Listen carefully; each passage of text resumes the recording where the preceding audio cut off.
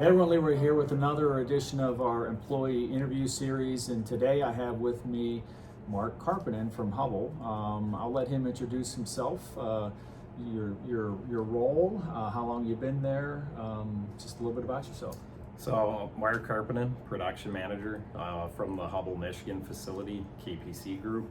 I've been at the facility 16 years, with Koppers coming on 10.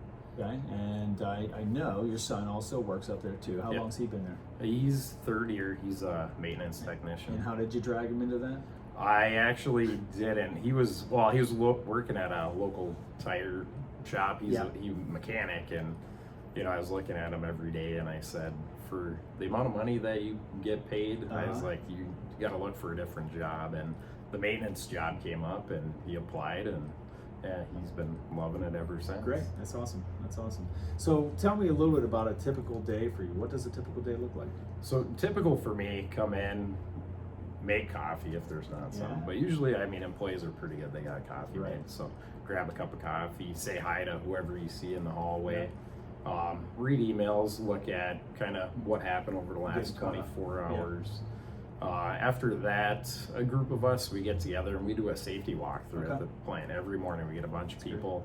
We're looking for housekeeping. We're looking for, any potential issues, try to mitigate any risk. Yeah. So.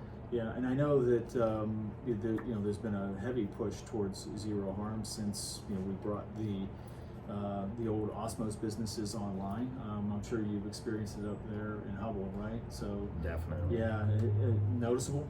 Yeah, with being at the facility for 16 years, the investment from Koppers, the facility it's much cleaner, it's safer, just the general atmosphere of before it was very production oriented, pounds out the door, and now you're seeing like a whole culture shift ever since Koppers. So in your time at Koppers, you said 16 years. You've done a lot. You've seen a lot. Is there a particular project that you've worked on that you're proud of?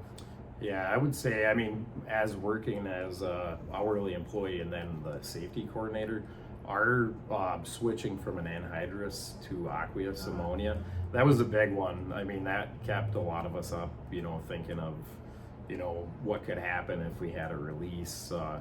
And that was a huge commitment of Koppers, because by doing that conversion, we mitigated all risk to the community, our employees. So that right there showed the dedication to zero harm to the community. And ever since that, a lot of great feedback from just everybody. There was a lot of planning in place when we had the anhydrous of working with the LEPC, the schools, having a plan in place. And now that if there was anything catastrophic, it wouldn't even reach the plant itself. That's an amazing thing. That's so I did not know which project that you would actually talk about, but I'm happy that you did bring that one up, because I'm particularly proud of that one too. That was a commitment from the organization, as it should have been, to drastically reduce the risk in the community, right? And so I can imagine that would have went over well. So I'm actually glad to hear you say that. Okay, so we're going to switch gears here for a moment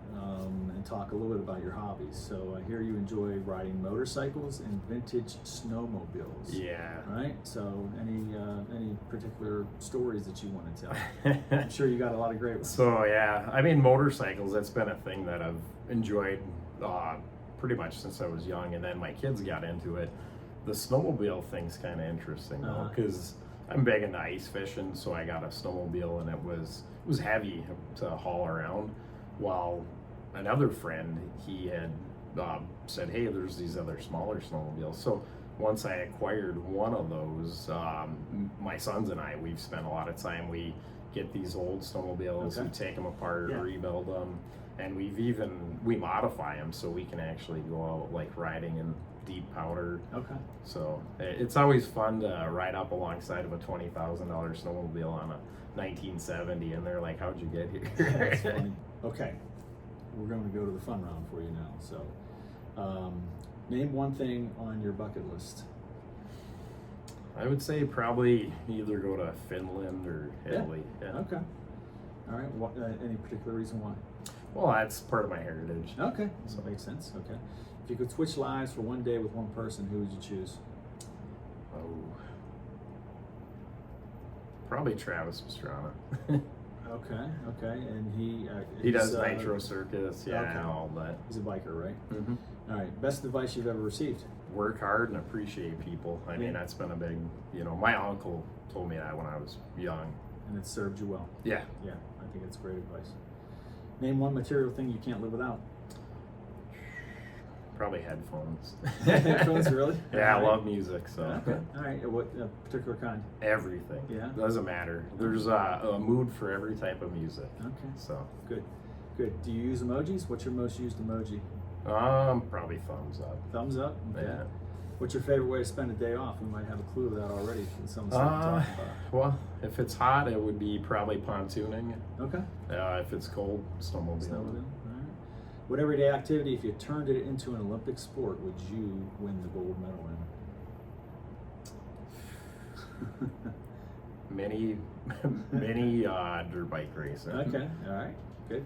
And if you could eat only one thing for the rest of your life, what would it be? Any Mexican food. Any Mexican Oh food? yeah. Awesome. Mark, it's been great spending a few moments with you. I really appreciate it. Thank you so much for everything you do. For all you out there, until I see you again next time with a 412 or another employee video, take care, everyone. Stay safe. Thanks.